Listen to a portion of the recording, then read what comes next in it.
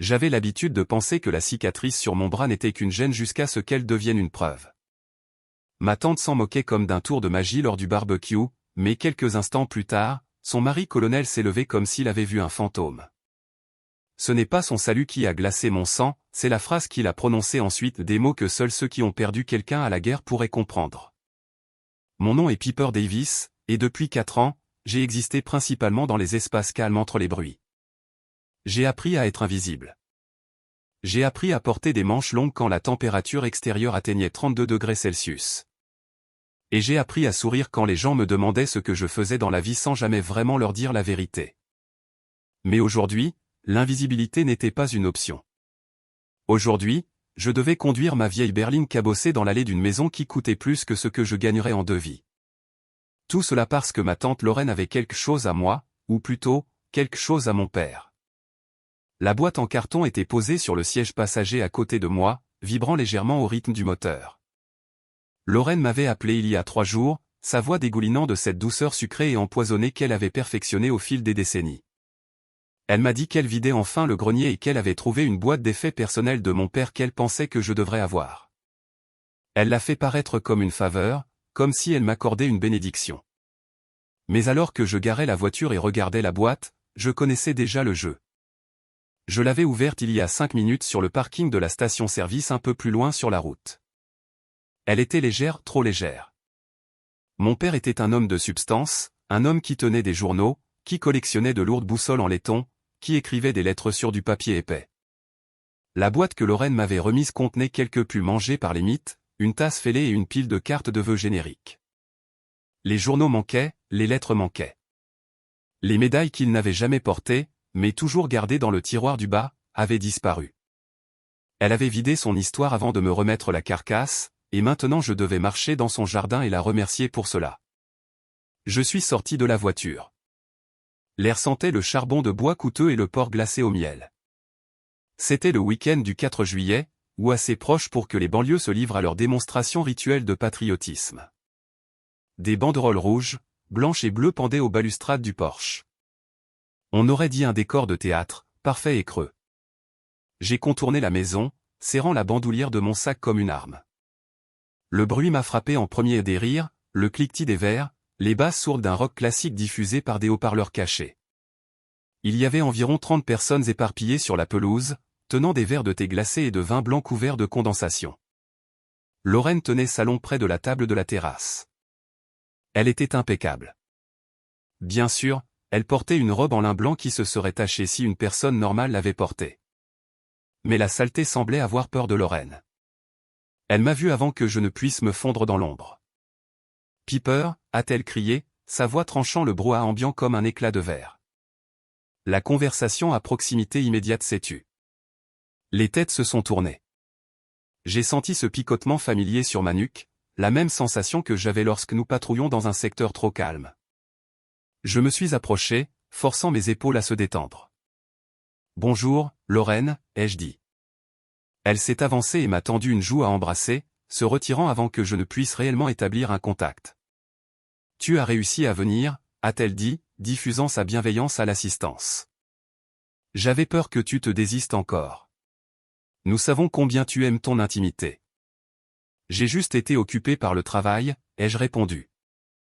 Lorraine a ri, un son cristallin et fragile. « Le travail, n'est-ce pas?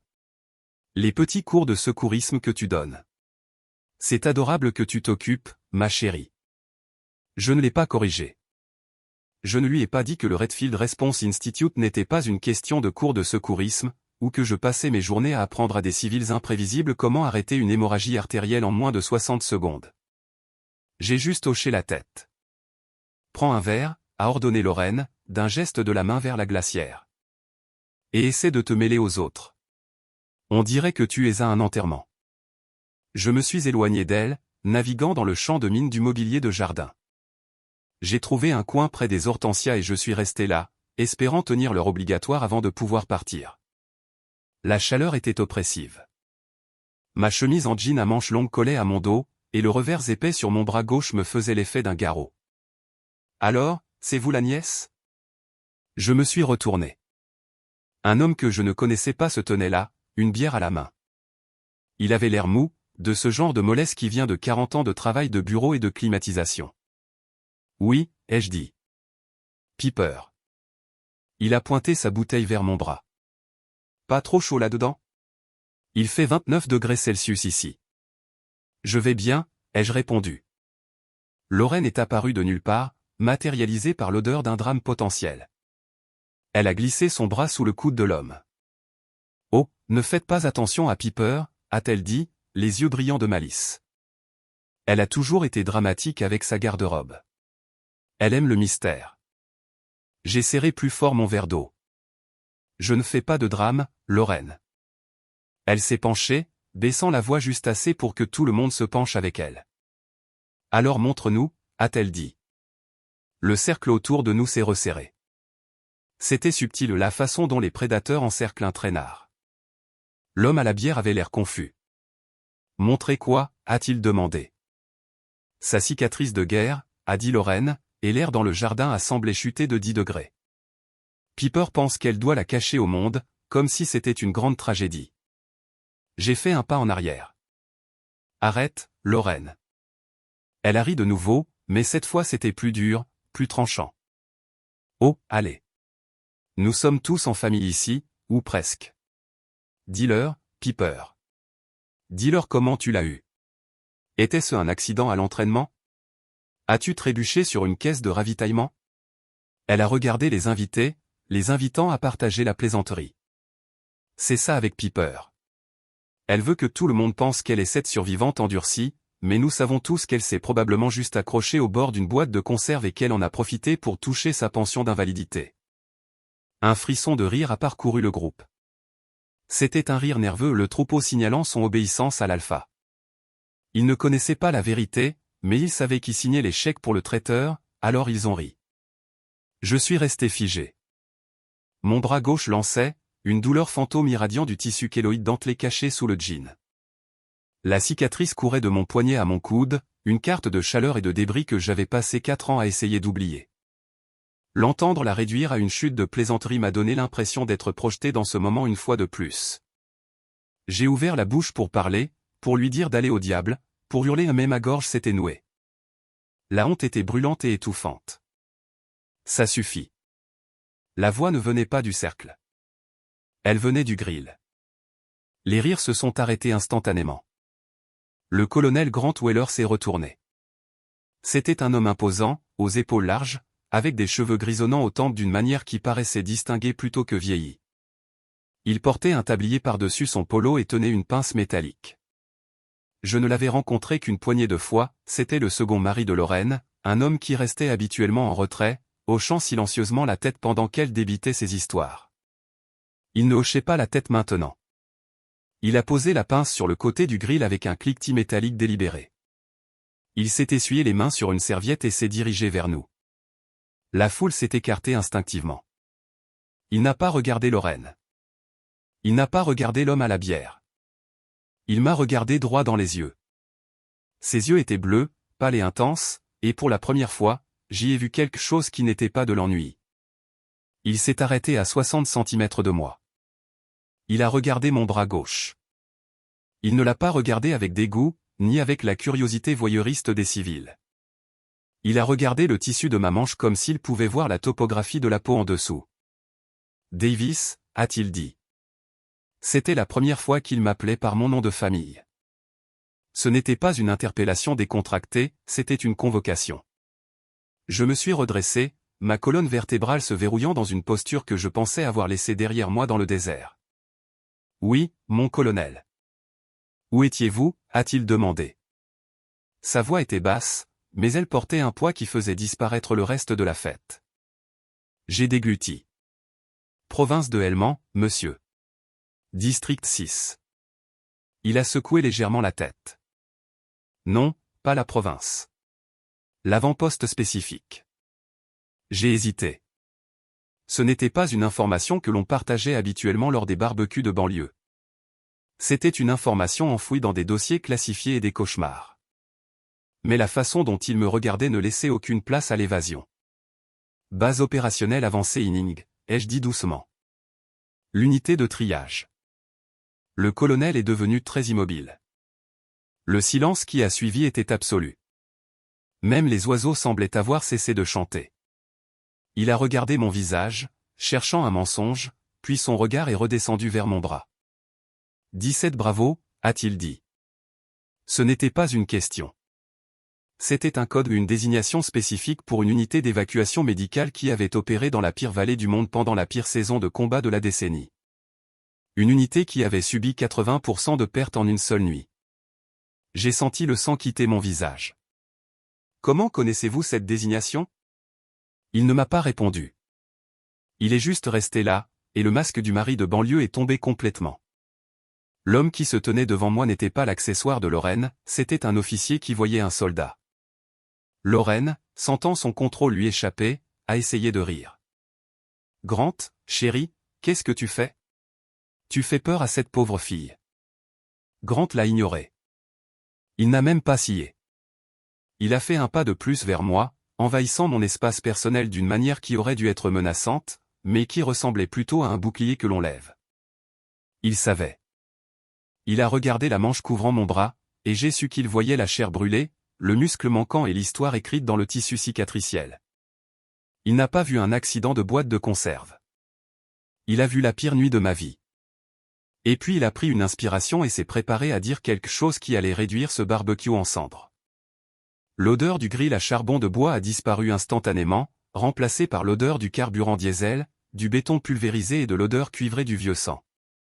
Le jardin de banlieue s'est dissous. L'herbe manucurée s'est transformée en la poussière grise et poudreuse d'une route de ravitaillement qui n'avait pas vu la pluie depuis 6 mois. Je n'étais plus debout dans une paire de sandales raisonnables, je portais 20 kilos de plaques en céramique et de Kevlar, et mes bottes glissaient dans une boue qui n'était pas faite d'eau.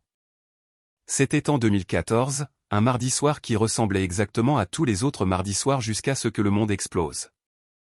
Nous effectuions une mission standard d'escorte médicale, déplaçant 3 camions de transport entre les avant-postes. Les renseignements étaient clairs. La route avait été balayée. Mais la guerre se moque des horaires ou des rapports de sécurité. La déflagration n'avait pas ressemblé à une explosion. On aurait dit que la terre elle-même s'ouvrait à un choc sourd et percutant que j'ai ressenti dans mes dents avant de l'entendre de mes oreilles. Puis vint le crissement du métal se tordant contre la physique, le bruit d'un véhicule de 10 tonnes projeté comme un jouet. J'étais dans le deuxième véhicule. Nous nous sommes immobilisés brusquement, les ceintures de sécurité se bloquant assez fort pour meurtrir les os. Mes oreilles sifflaient, un gémissement aigu qui couvrait les cris. Mais mon corps bougeait en pilote automatique. La mémoire musculaire a pris le dessus. J'ai ouvert la porte d'un coup de pied et j'ai roulé au dehors dans la chaleur. Il faisait 38 degrés Celsius à minuit et une chaleur étouffante et sèche qui aspirait l'humidité de vos yeux. Le véhicule de tête était sur le côté, enveloppé par des flammes qui léchaient le ciel noir comme des langues affamées. L'air était épais de fumée, si dense que l'on pouvait goûter le caoutchouc et le plastique qui brûlaient. Je suis resté basse, rampant dans la poussière, mon sac médical pesant lourd sur ma hanche. Des balles traçantes passaient au-dessus de ma tête, des lignes vertes et rouges cousant l'obscurité. Mais je ne les ai pas regardées. Un médecin ne regarde pas le combat, un médecin cherche les blessés. J'ai atteint l'épave. La chaleur était assez intense pour roussir les poils de mes bras. J'ai trouvé le conducteur en premier. Il était parti, tué sur le coup. J'ai vérifié le pouls, confirmé le silence, et j'ai continué. L'arithmétique brutale du triage exigeait que je sois froide. On ne soigne pas les morts, on sauve ce qui peut l'être. C'est alors que je l'ai vu. Le sergent-chef Nolan Price était coincé sur le siège passager. Le poids écrasant du tableau de bord s'était effondré sur ses jambes, l'emprisonnant dans une cage d'acier tordu.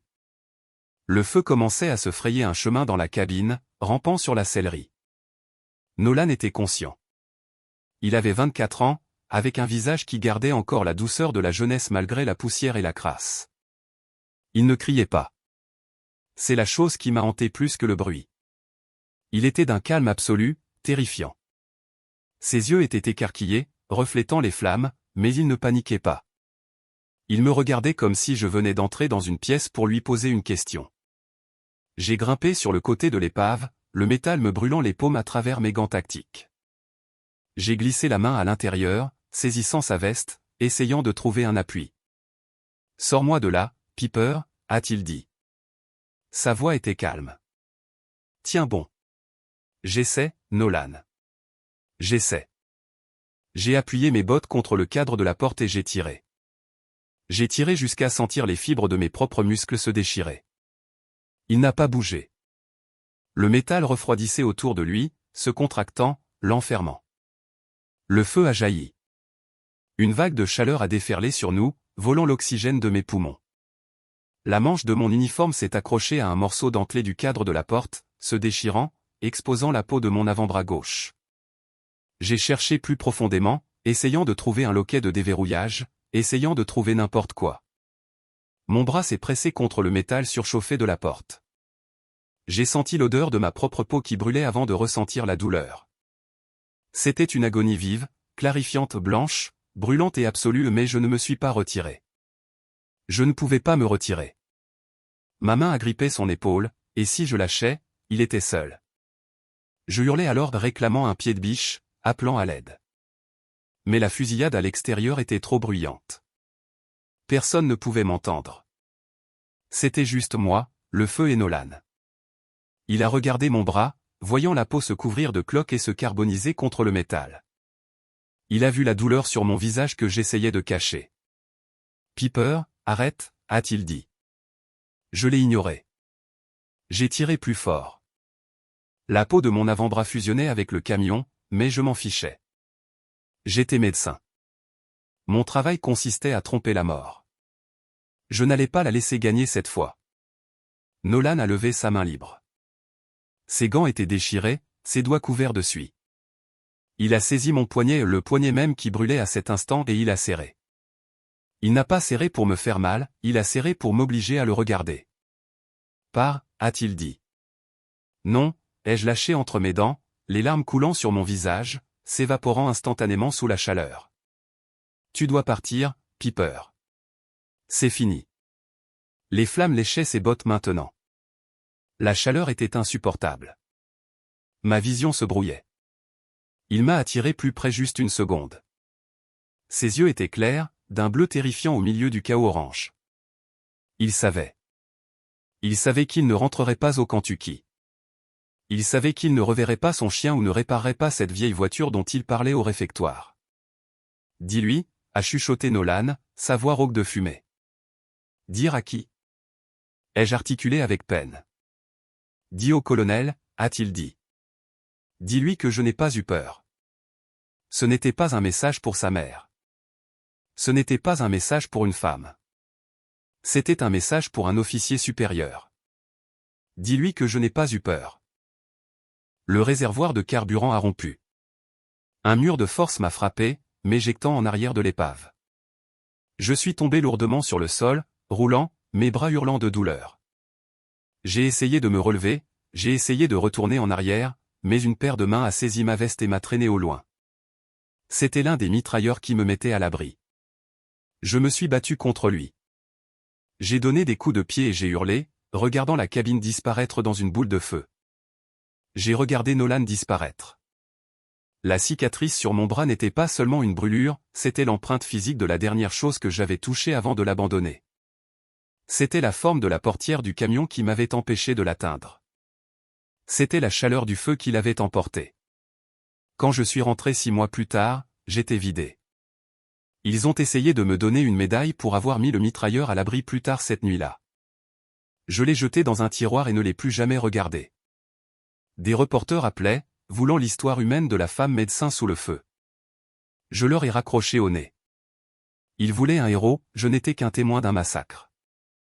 J'ai dérivé pendant 1 an, flottant d'un job à l'autre sans m'y intéresser, vivant dans des appartements que je ne décorais pas.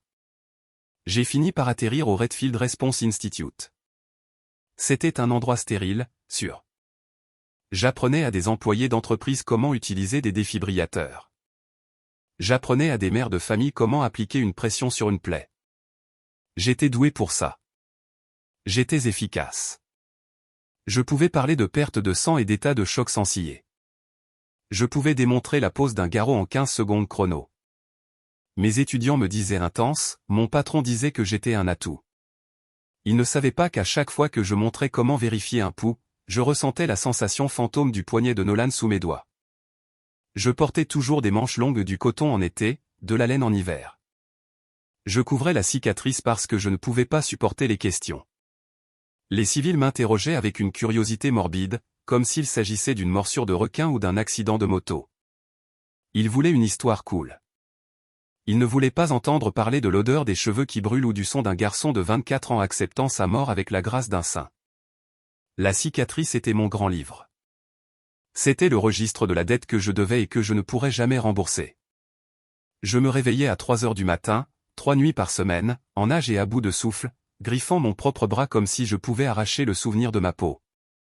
Mais je n'en ai jamais parlé à personne ni aux thérapeutes suggérés par les anciens combattants, ni aux quelques amis qu'il me restait, et certainement pas à ma famille, qui pensait que mon séjour outre-mer n'était qu'une phase par laquelle j'étais passé avant de me ranger.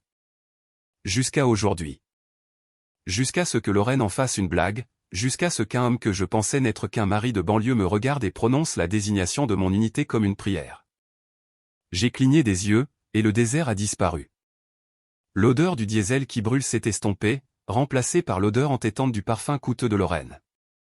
J'étais de retour au barbecue. Mon cœur martelait mes côtes comme un oiseau piégé. Le colonel attendait toujours là. Il avait dépouillé les couches de mon camouflage avec une seule phrase, et maintenant je me tenais nu devant lui, portant le poids d'un fantôme que j'avais promis de garder en sécurité. La voix de Lorraine a brisé le moment comme une pierre lancée à travers un vitrail. « Oh, regardez-les tous les deux », a-t-elle annoncé, sa voix montant assez haut pour atteindre les voisins. En train de se lier autour d'histoires de guerre. N'est-ce pas mignon ? Elle a frappé ses mains l'une contre l'autre, un son sec et percutant qui a attiré le reste de l'assemblée. Le cercle d'invités s'est de nouveau resserré, leur curiosité piquée par la tension qui émanait du coin du grill. Lorraine s'est déplacée entre le colonel et moi, brisant physiquement la ligne de mire, reprenant sa position de metteur en scène de cette scène. « Allez, Piper », a-t-elle dit en faisant un geste avec son verre de vin. Grant meurt évidemment d'envie de savoir, tout comme les autres. Arrête de faire ta martyre et dis-nous simplement. Montre-nous le bras. Nous sommes tous en famille ici. Il n'y a pas besoin d'être si précieuse à ce sujet. J'ai fait un pas en arrière, mes talons s'enfonçant dans l'herbe tendre. Non, ai-je dit. Ma voix était ferme, mais mes mains tremblaient. Je ne ferai pas ça, Lorraine. Un murmure a parcouru la foule. J'ai vu ma cousine Sarah regarder ses chaussures. J'ai vu mon oncle Bob prendre une longue gorgée de sa bière, refusant de croiser mon regard. Ils étaient mal à l'aise, certes, mais ils étaient aussi terrifiés à l'idée de contrarier Lorraine. Dans cet écosystème, il était plus sûr de laisser le prédateur dévorer le traînard que d'intervenir. Lorraine a soupiré une expiration dramatique de déception. Vous voyez, c'est ce que je veux dire. Nous posons une question simple. Nous essayons de montrer un intérêt pour sa vie, et elle agit comme si nous l'attaquions. C'est impoli, Piper. Honnêtement, c'est juste impoli. Tu disparais pendant des années, tu arrives avec la moitié des affaires de ton père manquantes, et ensuite tu refuses de répondre à une question simple de ta propre tante. L'injustice de la situation m'est montée à la gorge comme de la bile. Elle déformait la réalité en temps réel, me faisant passer pour l'agresseur alors qu'elle grattait mes cicatrices. J'ai cherché sur les visages de mes proches un seul allié, une seule personne qui dirait que c'en était assez. Je n'ai trouvé que des regards fuyants et des sourires polis et figés. Je m'en vais, ai-je dit. J'ai tourné les talons, serrant mon sac. Je ne me souciais plus de la boîte d'affaires de mon père. Je voulais juste rejoindre ma voiture, verrouiller les portes et conduire jusqu'à ne plus sentir l'odeur de la fumée du barbecue. J'ai fait 2 pas avant qu'une main ne se pose sur mon épaule droite. Ce n'était pas une saisie, ce n'était pas la contrainte forcée de quelqu'un essayant d'arrêter une bagarre. Elle était lourde, chaude et ferme. Attendez. Je me suis arrêté. J'ai regardé en arrière. Le colonel Weller se tenait là. Il avait totalement ignoré Lorraine.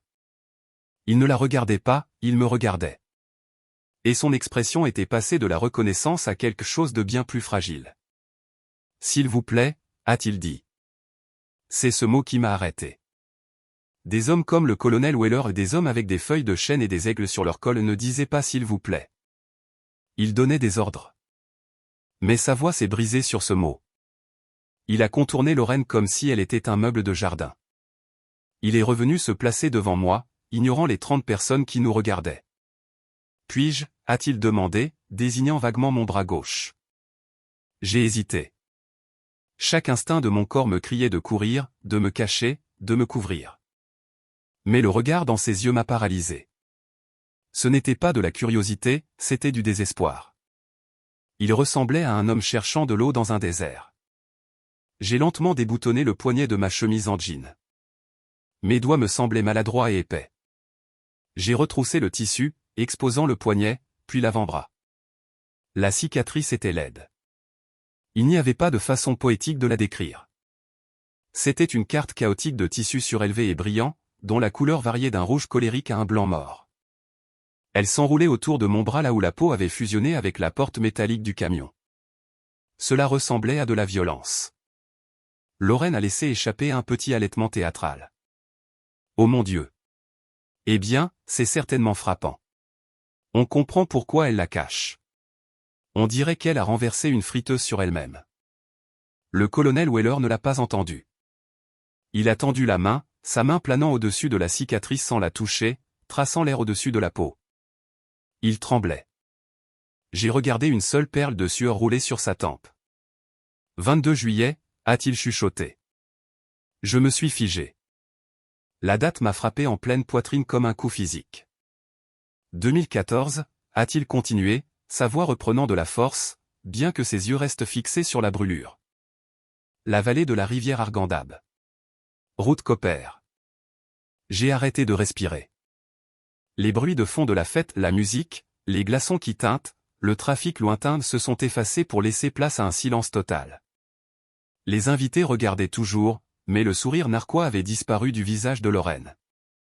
Elle avait l'air confuse, ses yeux faisant la navette entre son mari et moi. « Comment savez-vous cela » ai-je chuchoté. Ma voix était à peine audible. Il a alors levé les yeux vers moi. Ses yeux étaient bordés de rouge, nageant dans des larmes qu'il luttait pour contenir. Il n'a pas répondu à ma question. Au lieu de cela, il en a posé une autre. Le feu, a-t-il dit. Il est venu du réservoir de carburant secondaire? Oui. Vous étiez dans le deuxième véhicule? Oui. Vous étiez le médecin? Oui. Il a pris une inspiration et une bouffée d'air tremblante qui semblait faire vibrer toute sa large stature. Et vous avez essayé de le sortir de là. C'est ce que c'est. Il a désigné la cicatrice. Il ne la désignait pas avec dégoût, il la désignait avec révérence. C'est la forme du cadre de la porte, a-t-il dit. Vous avez tenu bon pendant qu'il vous brûlait. Lorraine a ri un son nerveux et aigu qui a écorché le silence. Grant, de quoi parles-tu enfin? On dirait que tu y étais. Arrête d'être aussi dramatique. Elle invente probablement la moitié de tout ça. Silence, Lorraine. La voix du colonel a résonné dans tout le jardin. C'était une voix de commandement, une voix qui avait fait bouger des bataillons et ordonné des frappes aériennes. Lorraine a tressailli comme si elle avait été giflée, sa bouche s'est refermée brusquement, son visage s'est vidé de ses couleurs. Elle n'avait jamais, en 20 ans de mariage, été interpellée de la sorte en public. Grant Weller s'est tourné de nouveau vers moi. Il a redressé sa colonne vertébrale. Il a joint ses talons. Le mouvement était sec, précis, et totalement déplacé dans un jardin de banlieue. Il a levé la main droite. Il m'a salué. Ce n'était pas un signe de la main décontractée. C'était un salut formel, lent, maintenu avec une rigidité parfaite. Ses doigts touchaient le bord de son sourcil, sa paume était à plat, sa posture diffusant un niveau de respect qui accompagne habituellement un cercueil recouvert d'un drapeau. Je suis resté là, stupéfaite, mes bras toujours exposés, la cicatrice brillant sous le soleil de l'après-midi. J'ai senti une chaleur monter à mon visage, mais ce n'était pas de la honte. Pour la première fois en 4 ans, la chaleur que je ressentais n'était pas le souvenir du feu, c'était le poids soudain et accablant d'être reconnu. Les proches restaient immobiles, leurs verres suspendus à mi-chemin de leur bouche. Leurs yeux passaient du colonel à moi, et dans ce silence, ils ont réalisé qu'ils avaient tout mal interprété. Lorraine se tenait la bouche légèrement ouverte, ses mains crispées l'une contre l'autre devant elle. Dépouillée de son pouvoir, elle avait essayé de faire de moi une plaisanterie, et son mari venait de faire de moi un monument. Le colonel a maintenu le salut pendant 3 longues secondes, puis a laissé retomber sa main avec une netteté finale le long de son corps. Il a croisé mon regard, et les larmes ont fini par déborder, traçant des chemins sur des joues qui ne portaient plus de suie. Je sais, a-t-il dit, sa voix chargée de chagrin, mais assez claire pour que tout le monde l'entende. Je sais ce qu'il vous a dit de dire, Piper. Je le fixais, mon pouls résonnant dans mes oreilles. Je sais à qui appartiennent ces derniers mots, a-t-il dit. Et je sais qu'il a tenu sa promesse.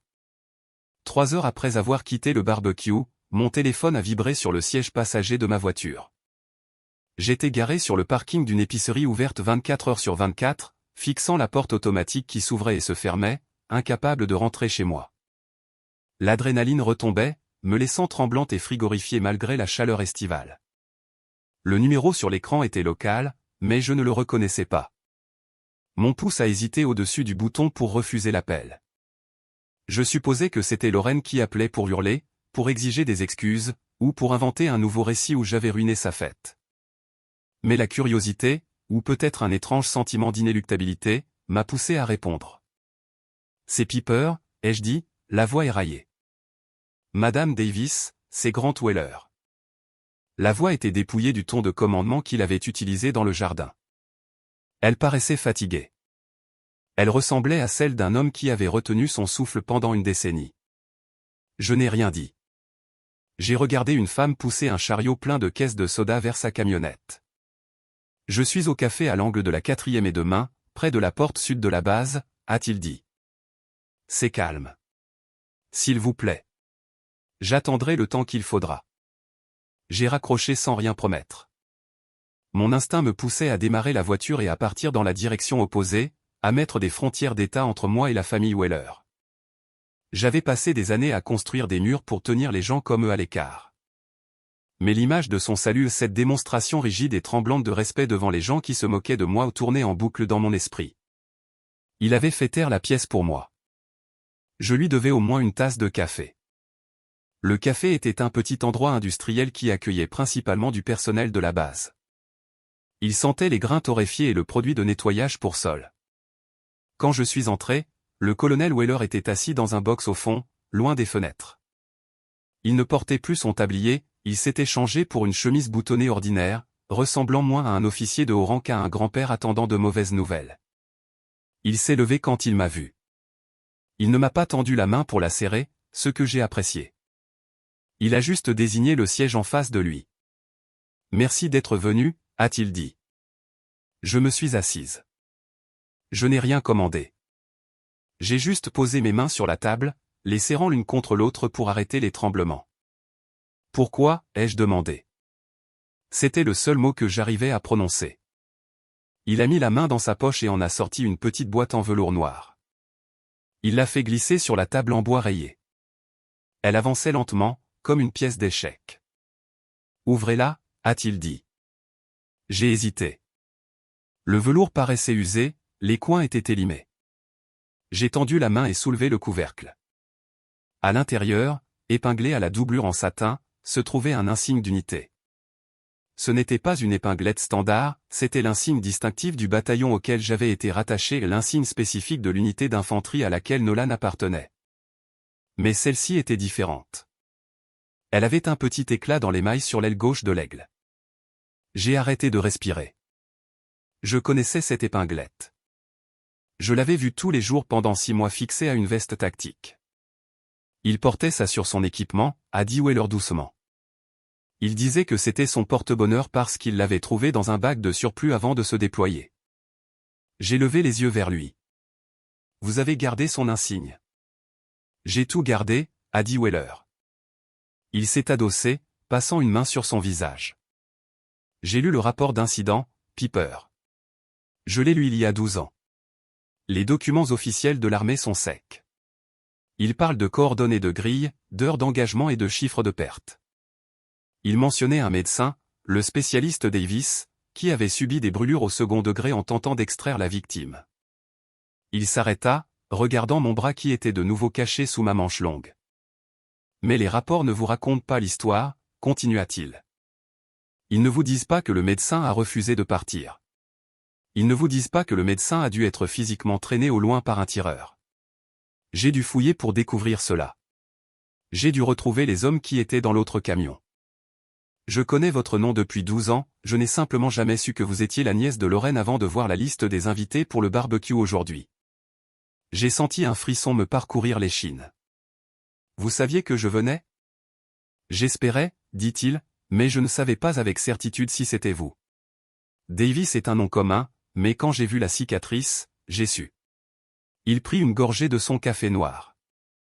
Sa main était stable maintenant, mais ses yeux étaient hantés. Pourquoi cela vous importe-t-il, demandai-je, ma voix montant légèrement. Je sais qu'il était votre soldat. Je sais que vous perdez des hommes. Dieu sait que j'ai perdu patience, mais pourquoi Nolan? Pourquoi lui? Weller regarda par la fenêtre en direction du parking. Un groupe de jeunes soldats passait en riant, portant leurs uniformes avec l'arrogance des immortels. Lorraine pense que Nolan était juste un sous-officier prometteur pour lequel j'avais pris de l'affection, dit-il doucement. Elle pense que je suis sentimental envers les troupes. Elle aime l'image du commandant bienveillant, cela correspond à son récit de qui je suis. Il tourna de nouveau son regard vers moi, et la douleur dans ses yeux était sans fond. Nolan n'était pas seulement un soldat pour moi. Son père était mon meilleur ami pendant les classes. Quand son père est mort dans un accident de conduite en état d'ivresse et que sa mère s'est effondrée, Nolan avait 16 ans. Il était en colère. Il filait vers la prison. Je ne l'ai pas seulement recruté, Piper. Je l'ai recueilli. Je le dévisageai. Les pièces du puzzle s'assemblèrent, nettes et douloureuses. Il a vécu chez vous pendant 2 ans. Weller dit, je lui ai appris à conduire une boîte manuelle sur le parking du lycée. J'ai signé ses bulletins de notes. J'étais dans les gradins pour ses matchs de football.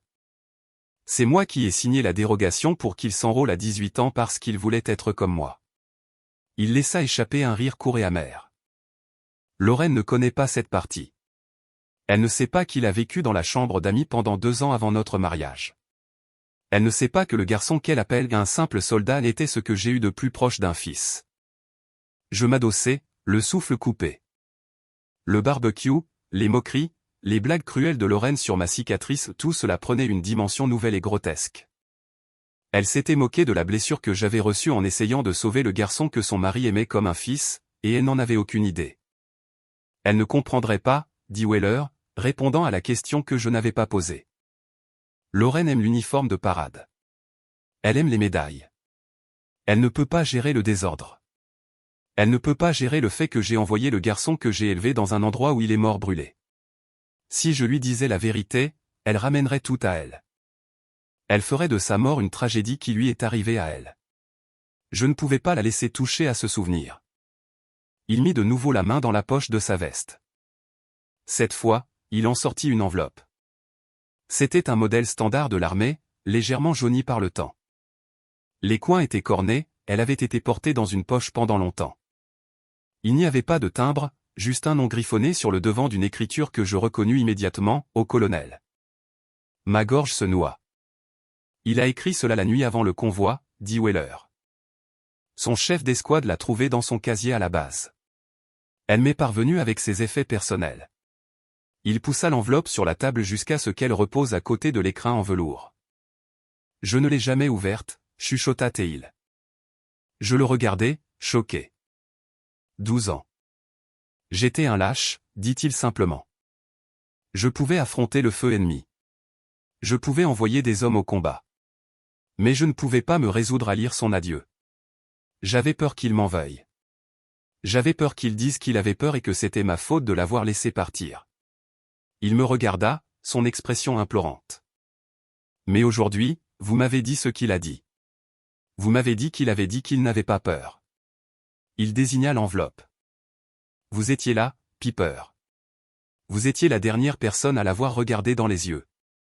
Vous détenez l'autre moitié de cette histoire. Je ne peux pas lire ceci seul. Je n'en ai pas la force.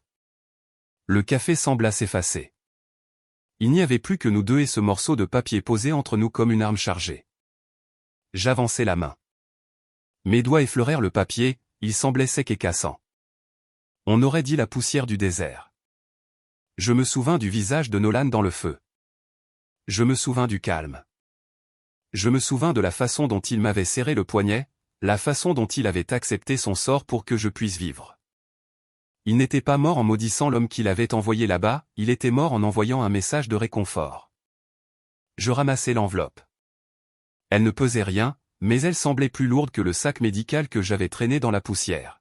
« Vous voulez que je la lise ?» demandai-je. « Je veux que nous sachions, » dit-il. « Je ne l'ai pas apportée ici pour vous faire pleurer, Piper. Je l'ai apportée pour que vous puissiez voir. Je l'ai apportée parce que vous avez mérité le droit de savoir ce qu'il voulait dire. » Je glissai mon pouce sous le rabat de l'enveloppe. La colle avait séché il y a des années, elle s'ouvrit avec une légère déchirure. J'en sortis une seule feuille de papier de cahier ligné. L'écriture était désordonnée, hâtive et écrite par un jeune homme assis sur un lit de camp sous une ampoule tamisée, pensant à l'homme qui l'avait sauvé d'une vie de néant. Je pris une grande inspiration, regardai le colonel, et commençai à lire la première ligne. L'appartement était calme, de ce genre de silence lourd et étouffant qui suit habituellement une attaque au mortier. Mais cette fois, c'était juste le contre-coup d'une réunion de famille. Je plaçai l'écrin en velours avec l'insigne de l'unité sur ma table basse, juste à côté de l'enveloppe que le colonel Weller m'avait donnée. Ils étaient posés là comme des objets religieux, exigeant de la révérence, mais mes yeux ne cessaient de dériver vers l'autre objet dans la pièce, la boîte en carton que Lorraine m'avait donnée. Elle était posée sur le sol, innocente et cabossée. J'avais été si en colère plus tôt, si concentré sur l'insulte des pus mangés par les mythes, que je n'avais pas regardé attentivement le contenant lui-même. Je m'assis sur le tapis et tirai la boîte vers moi. C'était une boîte de déménagement standard, scellée avec du ruban adhésif au fond. Mais alors que je passais ma main à l'intérieur, mes doigts accrochèrent quelque chose. Le fond en carton n'était pas plat. Il y avait une arête, une légère séparation là où les rabats auraient dû être au même niveau. Je vidai le contenu et les pus laids, la tasse ébréchée sur le sol. Je retournai la boîte. Le ruban adhésif au fond était vieux, jauni et s'écaillait, mais il y avait une seconde couche de ruban d'emballage transparent par-dessus. Il avait l'air neuf. Je saisis un cutter dans le tiroir de ma cuisine et l'ouvris. Il y avait un espace entre les rabats pliés. Quelqu'un avait passé la main, ou peut-être secoué la boîte jusqu'à ce que les objets les plus fins et plats glissent. Mon père était un archiviste méticuleux. Il gardait chaque lettre que je lui avais écrite depuis mes classes. Il gardait les impressions des quelques courriels que j'avais envoyés de l'étranger. Il gardait des photographies. Je me souvenais d'une enveloppe Kraft spécifique qu'il gardait dans son bureau, étiquetée Service Piper. Elle contenait mes papiers d'enrôlement, mes citations de récompense, et des photos prises sur le vif qu'il m'avait supplié de lui envoyer. Cette enveloppe avait disparu. Je m'assis sur mes talons, une prise de conscience glaciale m'envahissant. Au barbecue, Lorraine avait fait tout un spectacle en me remettant la boîte, mais avant cela, elle l'avait gardée. Elle avait possédé mon histoire pendant des semaines. Elle n'avait pas seulement jeté les objets de valeur, elle avait organisé ce qui restait. Elle avait dépouillé la boîte de tout ce qui prouvait que j'étais un soldat compétent, ne laissant que les restes qui me faisaient passer pour une vagabonde. Mais pourquoi voler les dossiers de service? Pourquoi prendre les photos? Je me tournai vers la table basse. L'enveloppe du colonel attendait. Mes mains tremblaient de nouveau, mais pas de colère cette fois. Je ramassai la lettre de Nolan Price. Je dépliai le papier. L'écriture était saccadée, l'encre légèrement passée. Elle était datée du 21 juillet 2014, la veille de sa mort. Cher colonel, il fait chaud ici. Pas le genre de chaleur que nous avons au Kentucky où l'air vous écrase. Cette chaleur est en colère. Elle veut vous tuer avant que l'ennemi ne le fasse. Je lus le premier paragraphe, la gorge serrée. Il écrivait sur la poussière, sur le fait que l'eau avait toujours un goût de plastique. Il écrivait que le jardin du colonel lui manquait, qu'il voulait réparer la transmission de son camion quand il reviendrait. C'était si douloureusement jeune. Il avait peur. Il n'écrivait pas « Je suis terrifié », mais c'était là dans sa façon de décrire le silence de la nuit, dans la façon dont il admettait qu'il dormait avec ses bottes. Et puis, au bas de la page, il y avait un post-scriptum, PS. Si vous parlez à ma mère, dites-lui que je mange assez. Et si les choses tournent mal, dites à la nouvelle infirmière, Davis, qu'elle fait du bon travail. Elle pense qu'elle doit être faite de pierre pour nous garder en vie. Mais dites-lui que j'ai plus confiance en ses mains qu'en le blindage. Je posai la lettre. Un sanglot s'échappa de ma gorge, un son brut et qui résonna contre les murs vides. Ils m'avaient vu pendant tout ce temps. Quand je pensais n'être qu'une fonction pour eux, un mécanicien pour leur corps, Nolan m'avait vu essayer d'être de pierre. Dites-lui que j'ai confiance en ses mains. Je regardais ma main gauche, celle avec la cicatrice. J'avais eu le sentiment d'avoir failli à ses mains. Je saisis mon téléphone. Il était plus de minuit, mais je savais qu'il serait réveillé. On ne dort pas bien quand on porte des fantômes. Il répondit à la deuxième sonnerie. Piper. Monsieur, dis-je. Je l'ai lu. Il y eut un long silence à l'autre bout. Je pouvais entendre le faible bourdonnement d'un ventilateur de plafond en arrière-plan. C'était un bon petit, dit doucement Weller. Il me faisait confiance, chuchotai-je. Il a écrit qu'il me faisait confiance. C'était le cas, dit Weller. C'est pour cela qu'il n'avait pas peur. Il savait que vous étiez là. J'essuyai mes yeux du revers de la main, le chagrin se mêlant enfin à la suspicion qui me rongeait depuis que j'avais ouvert la boîte de mon père. Colonel, dis-je, ma voix se durcissant. Quand Lorraine m'a donné les affaires de mon père, l'avez-vous vu les fouiller? Weller hésita. Parce que des choses manquent, dis-je. Des choses spécifiques. Des photos de moi en uniforme, mes états de service. Le genre de choses qu'on utiliserait si on voulait prouver que quelqu'un est un héros, ou si on voulait construire une histoire autour de lui. Weller laissa échapper un lourd soupir. Lorraine aime l'attention, Piper, mais elle limite généralement ses manigances au ragot du country club. Que pensez-vous qu'elle prépare? Je ne sais pas, dis-je. Mais elle ne s'est pas contentée de se moquer de moi aujourd'hui pour le plaisir. Elle tâtait le terrain. Elle voulait voir si j'allais craquer. Nous avons raccroché quelques minutes plus tard, mais je n'ai pas dormi. Je me suis assise dans ma cuisine en buvant de l'eau froide, regardant le soleil se lever sur la silhouette de la ville. Le sentiment de violation était physique, comme des fourmis rampant sous ma peau. À 8 heures du matin, mon ordinateur a émis un signal sonore pour une notification de courriel. C'était d'une productrice d'une chaîne de télévision locale, Channel 8. L'objet disait, concernant vos retrouvailles touchantes au BBQ des Weller. Mon cœur a plongé. Je l'ai ouvert. Chère Madame Davis, je m'appelle Jessica et je suis productrice de segments pour Morning Coffee with Cara. Nous avons entendu parler du moment incroyablement émouvant hier entre vous et le colonel Weller. C'est une histoire si puissante, la nièce vétérane et l'oncle colonel liés par une perte tragique. Nous aimerions beaucoup vous recevoir dans l'émission pour discuter de votre service, de votre rétablissement, et de la façon dont la famille guérit toutes les blessures. Je fixai l'écran. La famille guérit toutes les blessures. C'était une plaisanterie de mauvais goût, mais c'était la pièce jointe qui glaça mon sang. C'était une photo de moi. J'avais 23 ans sur la photo, assise sur une pile de sacs de sable, sans casque, un sourire poussiéreux sur le visage. Je tenais une bouteille d'eau, paraissant épuisée mais vivante. C'était un cliché pris sur le vif par mon chef d'escouade et envoyé par courriel à mon père. C'était un moment privé, un aperçu de la fille que j'étais avant le feu. Cette photo était dans l'enveloppe craft de la boîte de mon père. Lorraine ne l'avait pas seulement volée, elle l'avait scannée. Elle l'avait envoyée à une productrice de télé. Elle me vendait. Elle nous vendait. Je compris le jeu instantanément.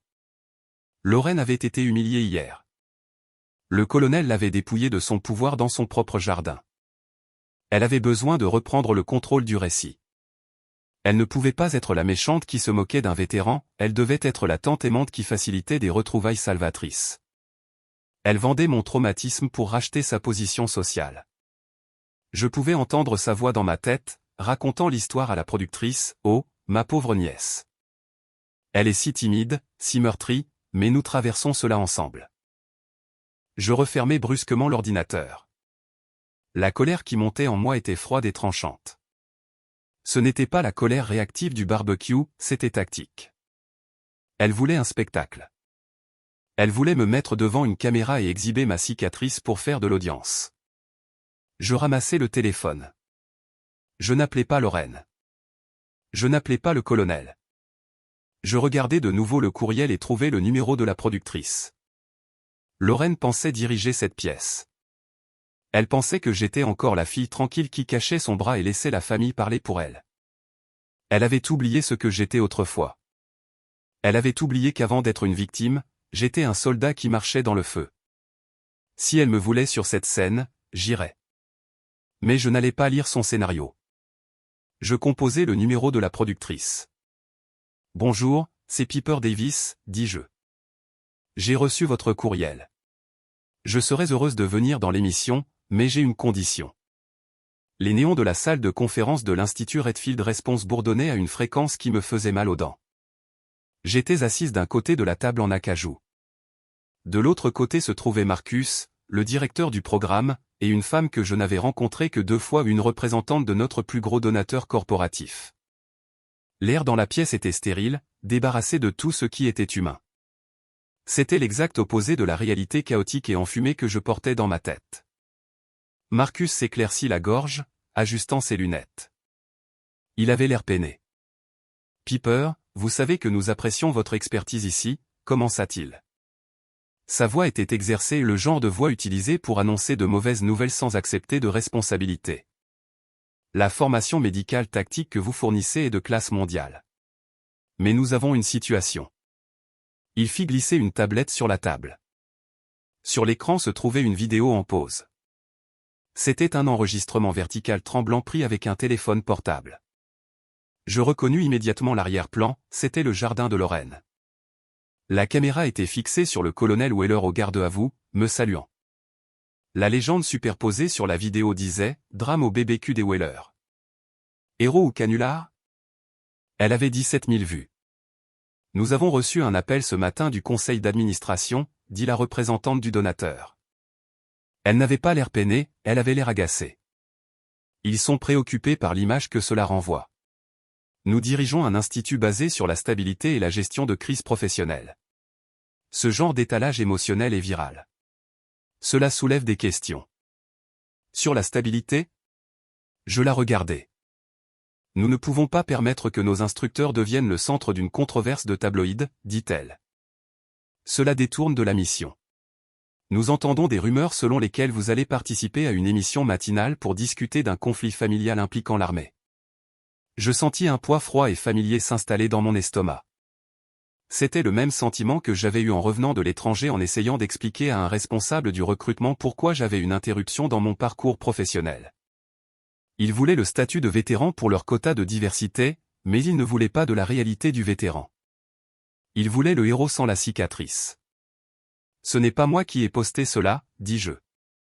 Mais c'est vous qui êtes dessus, dit Marcus. Écoutez, Piper, prenez simplement un congé de quelques semaines. Laissez l'affaire se tasser. Si vous allez à la télé et que cela se transforme en une sale dispute de parole contre parole, cela rejaillit mal sur l'institut. Je me levai, ma chaise raclant bruyamment le sol. Vous me demandez de me cacher. Nous vous demandons d'être discrète, corrigea la femme. Je sortis. Je ne discutais pas. Je n'essayais pas d'expliquer que l'instabilité qu'il voyait était en fait le moment le plus honorable de ma vie depuis la guerre. Cela ne servait à rien. C'étaient des civils protégeant un résultat financier. Ils ne comprendraient jamais que le silence coûte plus cher que l'argent. Alors que je marchais vers ma voiture, mon téléphone sonna. C'était Lorraine. Je fixai l'écran. L'audace était à couper le souffle. C'était elle qui avait probablement encouragé le tournage, ou du moins n'avait rien fait pour l'empêcher, et maintenant elle m'appelait alors que j'étais mise à l'écart de ma carrière. Je répondis. Je ne dis pas bonjour. Tu fais une erreur, dit-elle. Pas de salutation, juste l'attaque. Je marche vers ma voiture, Lorraine, dis-je. Je n'ai pas de temps pour ça. J'ai entendu pour ton travail, dit-elle. Sa voix descendit vers ce ton conspirateur et maladivement doux qu'elle utilisait quand elle essayait de manipuler une situation. Les nouvelles vont vite dans cette ville. Piper, je connais des gens au conseil d'administration. Je peux arranger ça. Je m'arrêtai de marcher. Vous les avez appelés? Je faisais du contrôle des dégâts, prétendit-elle. Écoute, la vidéo circule. Les gens parlent. Tu as l'air intense, Piper. Tu as l'air déséquilibré, debout là avec ta manche retroussée, forçant mon mari à te saluer. Ça a l'air mis en scène. Elle laissa cela pénétrer. Elle réécrivait encore l'histoire. Mais je peux arranger ça, continua-t-elle. Viens à l'émission avec moi. Nous nous asseyons avec Kara. Nous expliquons que c'était un malentendu, un moment de chagrin. Tu me laisses parler. Je présenterai ça comme nous te soutenant à travers ton trouble de stress post-traumatique. Tu auras l'air sympathique, j'aurai l'air dévoué. L'institut te reprendra parce que tu te fais aider. Je serrai le téléphone si fort que le plastique craqua. Elle voulait transformer mon traumatisme en son propre arc de rédemption. Elle voulait me peindre comme le soldat brisé pour pouvoir être la sainte qui me répare. Non, dis-je. Piper, ne sois pas stupide. Tu vas passer pour un monstre si tu me tiens tête là-dessus. Je ne vous tiens pas tête, Lorraine, dis-je, ma voix d'un calme mortel. J'en ai fini de me battre contre vous. Je raccrochai. Ma main était stable. Pendant des années, traiter avec Lorraine m'avait fait trembler de frustration, mais c'était fini. La colère que je ressentais maintenant était froide, c'était la colère clarificatrice d'un soldat qui identifie enfin la cible. Je montai dans ma voiture et restai assise là, le silence du parking souterrain pesant sur moi. Mon téléphone vibra de nouveau un SMS. C'était d'un numéro que je ne connaissais pas, indicatif 502, Kentucky. Je l'ouvris. Madame Davis. Vous ne me connaissez pas. Je m'appelle Elena Price. J'étais la femme de Nolan. Mon souffle se coupa. Je fixai le nom. Price. Un second message apparut. Un ami m'a envoyé l'extrait du barbecue. J'ai vu le colonel saluer. J'ai vu votre visage. Je n'ai entendu personne prononcer le nom de son unité depuis 12 ans. Je répondis, mes doigts semblants engourdis. Je suis tellement désolé. La réponse fut immédiate. Ne le soyez pas. Je sais qui vous êtes. Nolan m'a écrit à propos de la nouvelle infirmière. Il a dit que vous aviez des mains qui ne tremblaient pas. J'ai vu la vidéo et j'ai vu la façon dont vous vous teniez là. Je sais qu'il a été bien entouré. Ne les laissez pas mentir à ce sujet. Je posai le téléphone sur le tableau de bord. Des larmes me piquèrent les yeux, brûlantes et soudaines. Ce n'était plus seulement une question de boîte volée ou de tante mesquine. C'était à propos de Nolan. C'était à propos d'Elena Price au Kentucky, regardant une vidéo de barbecue dans l'Illinois, cherchant des fragments du souvenir de son mari défunt. Lorraine traitait cela comme une intrigue de télé-réalité. L'Institut traitait cela comme une crise de relations publiques. Mais pour nous, pour le colonel, pour Elena, pour moi c'était du sang. Mon téléphone sonna une troisième fois. C'était le colonel Weller. Lorraine dit au producteur que tu es mentalement instable et qu'elle vient à l'émission pour clarifier la situation. Elle va enterrer la vérité pour sauver sa réputation. Si tu ne la racontes pas, elle le fera pour toi. Je regardais le texte du colonel. Puis je regardais le texte d'Elena Price, ne les laissez pas mentir à ce sujet. Je démarrai la voiture. Le moteur rugit, résonnant dans la structure de béton. Je rentrai chez moi, mais je ne suis pas allé m'y cacher. Je suis allé à mon bureau. J'ai ouvert mon ordinateur et trouvé le courriel de la productrice, Jessica. J'ai cliqué sur répondre. Jessica, je ferai l'interview, mais j'ai des conditions. 1. Pas de préparation avant l'entretien.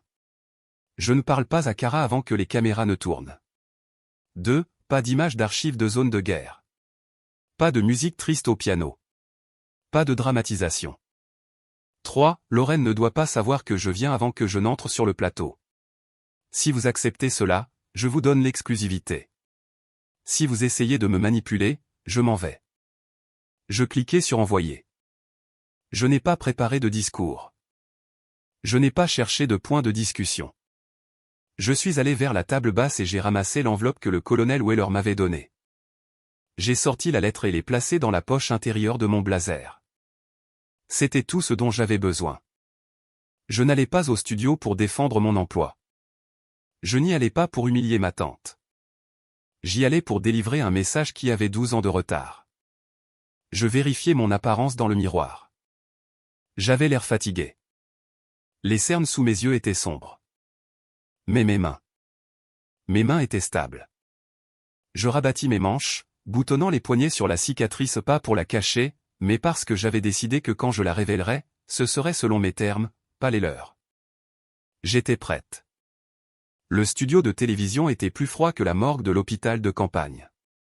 Il sentait la laque et l'ozone, une odeur synthétique qui tapissait le fond de ma gorge.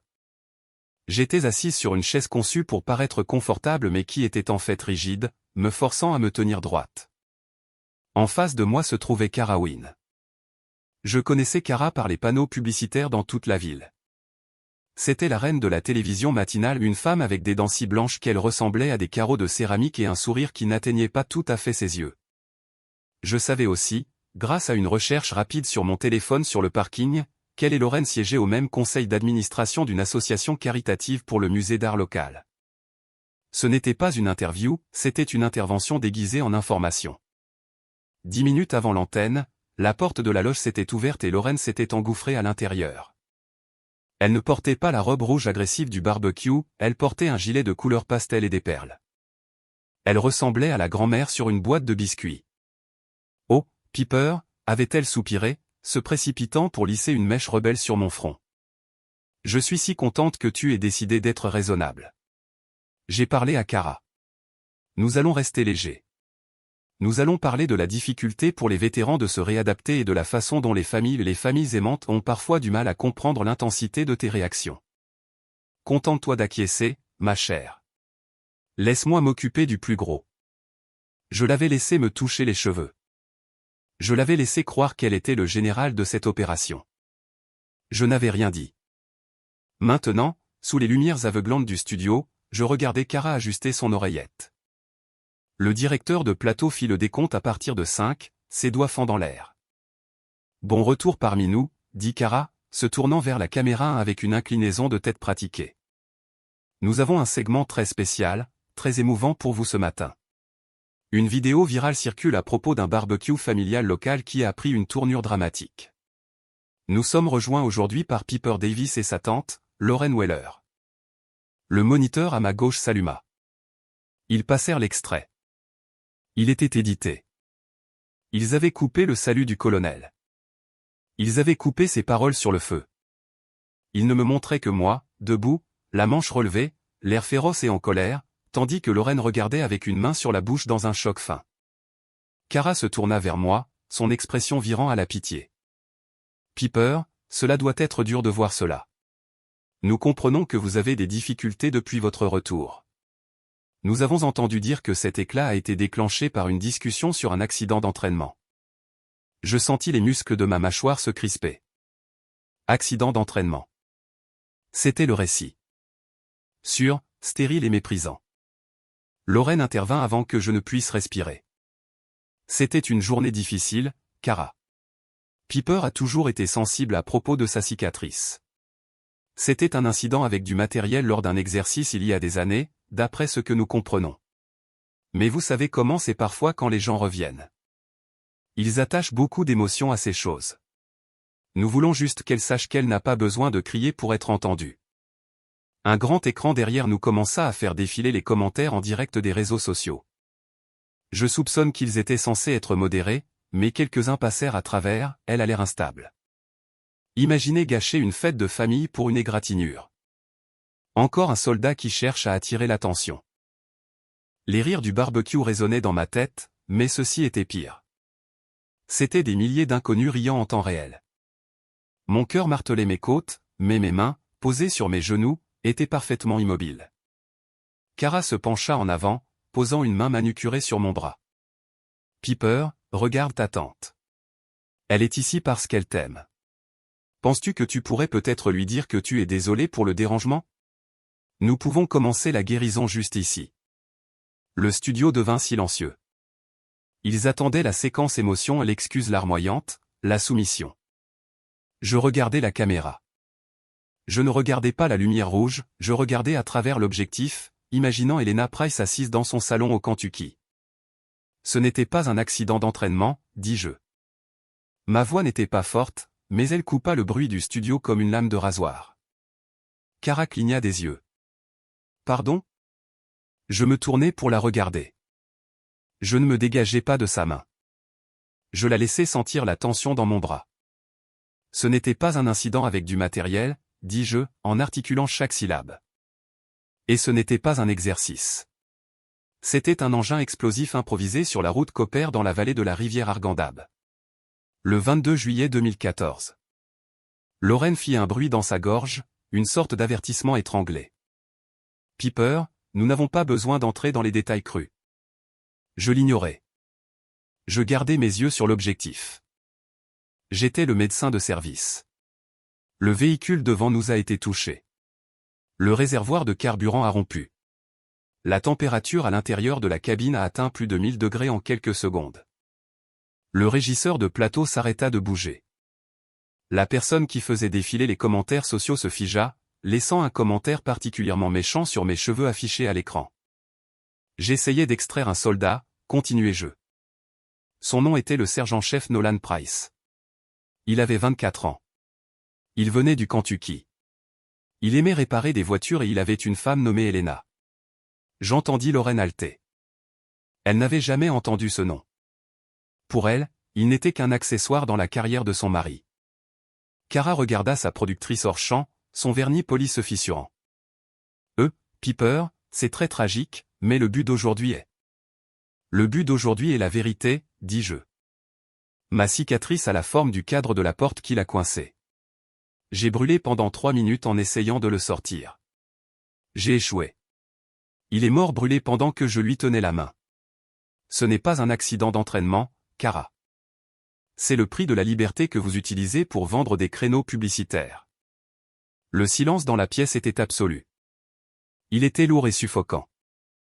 Les commentaires en direct sur l'écran derrière moi s'étaient arrêtés, ou peut-être que l'opérateur était trop stupéfait pour les mettre à jour. Je mis la main dans la poche intérieure de mon blazer. Le mouvement était lent, délibéré. Lorraine tressaillit comme si je sortais une arme. Je sortis l'enveloppe. C'est une lettre que Nolan Price a écrite la nuit avant sa mort, dis-je. Je la brandis. La caméra fit un zoom instinctif, le papier jauni, l'encre passée, le sable du désert encore piégé dans les fibres. Il m'a demandé de dire à son commandant qu'il n'avait pas peur, dis-je, ma voix tremblant juste un peu non par faiblesse, mais par le poids pur du souvenir. Il a passé son dernier souffle à réconforter les personnes qu'il laissait derrière lui. Il n'est pas mort pour que ma tante puisse utiliser son souvenir pour passer pour une philanthrope. Et il n'est pas mort pour que je m'assoie ici et m'excuse d'avoir une cicatrice. Je regardais Lorraine. Elle était pâle, la bouche légèrement ouverte, ses perles ressemblant soudain à un nœud coulant. Elle avait l'air petite. C'est la seule preuve qui compte, lui dis-je, puis à la caméra. Et personne n'a le droit de l'éditer. Kara Wynne ouvrit la bouche, mais rien n'en sortit. Elle regarda ses fiches, puis moi, puis le moniteur. Il n'y avait aucun moyen de revenir au scénario. On ne peut pas enchaîner après un camion en feu et la dernière lettre d'un soldat mort vers une publicité pour de la lessive. Le directeur de plateau restait là, le bras à moitié levé, oubliant de lancer la coupure publicitaire. Je me levai. Je n'attendis pas leur permission. Je replaçai délicatement la lettre dans ma poche, boutonnai mon blazer, et regardai la caméra une dernière fois. Mon nom est Piper Davis. J'étais médecin de combat, et j'en ai fini de m'excuser d'avoir survécu. Je quittai le plateau. Alors que je passais devant l'équipe, un caméraman, un gars d'une vingtaine d'années avec un casque autour du cou, me regarda. Il n'avait pas l'air agacé. Il avait l'air de vouloir saluer, mais avait trop peur d'être licencié. Il se contenta d'un signe de tête, un mouvement sec et unique. Je poussai les lourdes portes insonorisées pour sortir dans le couloir. Mon téléphone, que j'avais laissé dans mon sac, vibrait contre la table. Ce n'était pas un SMS, c'était une notification de l'application de nouvelles, alerte, une vétérane réduit au silence, une animatrice matinale avec un hommage puissant à un camarade tombé au combat. L'extrait était déjà en ligne. Cela faisait 3 minutes. Je ramassai le téléphone. Les commentaires affluaient, mais le ton avait changé. La moquerie avait disparu. Les blagues cruelles étaient enterrées sous une avalanche d'émojis de drapeaux, de visages en pleurs et d'histoires d'autres soldats. Je sortis du bâtiment sous le soleil radieux du matin. L'air avait un goût d'échappement et de poussière urbaine, mais pour la première fois en 12 ans, il semblait propre. Je pris une profonde inspiration, gonflant mes poumons, et l'expulsai. J'avais craqué l'allumette. Maintenant, je n'avais plus qu'à regarder le feu consumer les mensonges. Mon téléphone vibrait si constamment que je le sentais comme un être vivant sur le siège passager de ma voiture. J'ai dû m'arrêter sur le parking d'une pharmacie juste pour qu'il cesse de bouger. Quand j'ai regardé l'écran, je m'attendais à de la haine. Je m'attendais à ce que l'Internet fasse ce qu'il faisait toujours, déchirer quiconque osait être laid et vrai en haute définition. J'avais tort. Les notifications défilaient plus vite que je ne pouvais les lire. Elles ne venaient pas de trolls, elles venaient de comptes vérifiés, de numéros privés, de gens avec des drapeaux dans leur biographie. J'étais infirmier à Fallujah, disait un message. Je connais ce regard. Merci de l'avoir dit. Mon frère est mort dans l'Argandab, disait un autre. Il n'est jamais rentré. Vous m'avez donné le sentiment qu'il compte. Puis vint un SMS d'un numéro que je ne reconnaissais pas, mais l'indicatif était celui du Kentucky. C'était Lena. Je pleure. Je pleure parce que pour la première fois en 12 ans, quelqu'un a prononcé son nom à la télévision sans que cela ressemble à une affiche de recrutement. Tu as bien fait, Piper. Tu as bien fait. J'étais assise là, agrippée au volant, laissant les larmes tracer des lignes brûlantes sur mon visage. J'avais passé tellement de temps à penser que ma cicatrice était un mur entre moi et le monde, mais il s'est avéré que c'était un pont. Puis la sonnerie a changé. C'était le tri aigu et exigeant attribué à tante Lorraine. Je l'ai fixé un instant. Une partie de moi voulait la laisser passer en messagerie vocale, mais le soldat en moi voulait entendre l'ennemi battre en retraite. J'ai balayé pour répondre et j'ai mis le haut-parleur. Petite peste ingrate et égoïste, a hurlé Lorraine. Sa voix était méconnaissable, dépouillée de tout son vernis poli. C'était un hurlement brut, provoqué par la panique. As-tu la moindre idée de ce que tu as fait ? Mon téléphone ne cesse de sonner. Le conseil d'administration du musée convoque une réunion. Tu m'as détruite, Piper. Tu es allé à la télévision nationale et tu as détruit ta propre famille. Je me suis appuyé contre le siège, regardant le toit de la voiture. Je n'ai pas détruit la famille, Lorraine, ai-je dit calmement. J'ai juste dit la vérité. Si la vérité te détruit, c'est un problème structurel avec tes fondations, pas les miennes. J'essayais de t'aider. A-t-elle crié. J'essayais de te donner un récit que les gens pourraient avaler. Et maintenant, je passe pour un monstre. Tu passes pour quelqu'un qui s'est fait prendre, ai-je dit, et j'ai raccroché. J'ai bloqué le numéro. C'était la décision la plus facile que j'avais prise de la journée. Au moment où je suis revenu à mon appartement, les dominos tombaient plus vite que je ne pouvais les compter. D'abord, ce fut le Redfield Response Institute. Marcus m'a appelé, sa voix tremblante d'un mélange d'admiration et de peur. Piper, dit-il, nous venons de recevoir un appel du donateur corporatif. Ils veulent doubler leur contribution. Ils publient une déclaration sur leur soutien aux vétérans et à la défense de la santé mentale. Ils veulent savoir quand tu peux revenir enseigner. Ils veulent mettre ta photo sur le site web. J'ai ri, un son sec et sans humour. Hier, j'étais un boulet, Marcus. Aujourd'hui, je suis un atout marketing. Dis-leur que je reviendrai quand je serai prête, et dis-leur que mes tarifs de scolarité pour les séminaires d'entreprise viennent d'augmenter de 50%. Je lui ai raccroché au nez. Deuxièmement, l'alerte info est tombée. J'ai ouvert mon ordinateur portable pour voir Cara Wynne debout devant un fond de salle de rédaction générique, l'air solennel. Elle présentait des excuses formelles. Je tiens à m'excuser auprès de Piper Davis et de la communauté des vétérans, a déclaré Cara, lisant sur un téléprompteur avec un remords exercé. Le cadrage du segment d'aujourd'hui était basé sur des informations fournies par des membres de la famille immédiate qui nous ont assuré qu'ils agissaient dans le meilleur intérêt de Mademoiselle Davis. Nous avons été induits en erreur concernant la nature de ses blessures et de son service. Nous regrettons cette erreur. Elle a jeté Lorraine au loup sans scier. Dans le monde de la télévision matinale, la survie était la seule loyauté. Mais le vrai coup est venu 1 heure plus tard. Un journaliste d'investigation locale, quelqu'un qui fouillait dans le milieu caritatif de la ville depuis des années, a publié un fil de discussion devenu viral à côté de ma vidéo. Il cherchait une accroche et je venais de lui tendre l'appât. Le titre disait « Le coup de la bienveillance, comment Lorraine Weller a utilisé les associations caritatives militaires pour financer son ascension sociale ». L'article détaillait comment Lorraine avait organisé 5 galas au cours des 3 dernières années pour des causes de vétérans. Il montrait la répartition financière, 80% des recettes allaient aux frais administratifs, à la restauration et aux frais de planification d'événements payés à des entreprises appartenant à ses amis. Seuls 20% parvenaient aux soldats. Elle n'avait pas aidé les vétérans, elle nous avait utilisés comme centre de table pour ses réceptions. L'Internet, qui m'avait soutenu, est devenu prédateur envers elle. Ses pages de réseaux sociaux ont été inondées de demandes d'audit.